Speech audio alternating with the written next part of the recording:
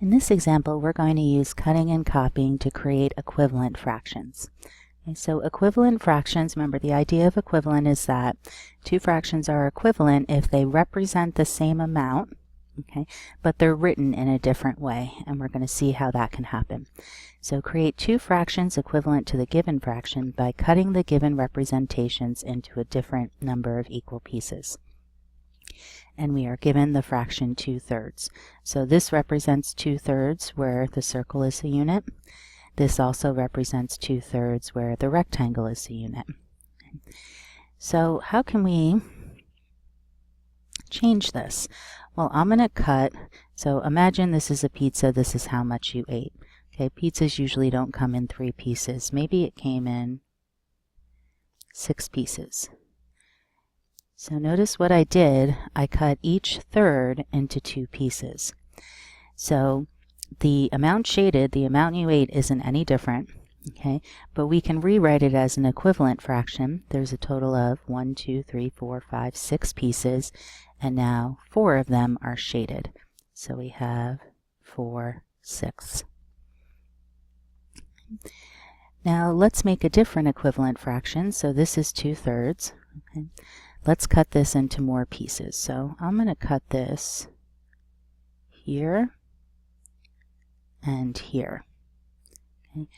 Now we have a different number of pieces, okay, and a different number of pieces are shaded, but the original amount relative to the unit is the same. So let's see, we have 1, 2, 3, 4, 5, 6 shaded out of a total of 7, 8, 9. So this is equivalent to 6/9. Let's look at the next problem.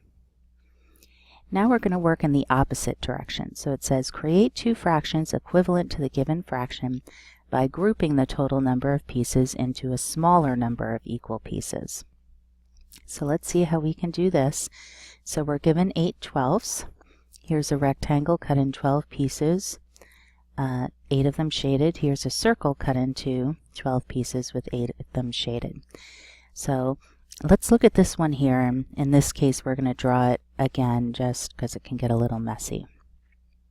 Well, I'm thinking I want to cut these into groups of, let's say 2. Okay, so maybe cut isn't the best word. I'm going to group them into groups of 2. So there's one group of 2, 2 groups, 3 groups, 4 groups, 5 groups, and these 2 will be my 6th group. Okay, so this isn't really typically how we break things into groups, but it's completely possible to do so. And notice all of them are 2 of the smaller pieces which are equal, so each of these are equal. So we have them broken up like this. There's 1 piece, 2 piece, 3 pieces. We made a 4th piece here, and then we had a 5th and a 6th piece.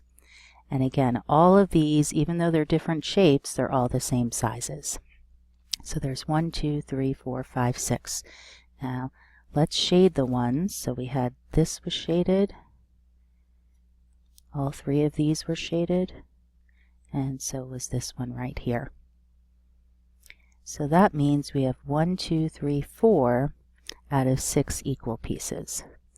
So 8/12 is equivalent to 4/6. Okay. Now let's do this in a different way with the circle. Okay. So I'm thinking there's 12 pieces. Another way to break this into equal pieces is to group them by 4s. So let's do this in red again. So I'm going to do 1, 2, 3, 4. That's 1 piece. This is 2 pieces, and that will be our 3rd piece. So rewriting this over here, this is how we broke it into 3 equal pieces. And notice that the entire amount of these 2 pieces are shaded. I did that on purpose, so you want to make sure your new pieces are shaded the correct amount. or the total amount, or else you'd have a part of a unit fraction. So this is equivalent to this. So we have 2/3 is also equivalent to 8/12.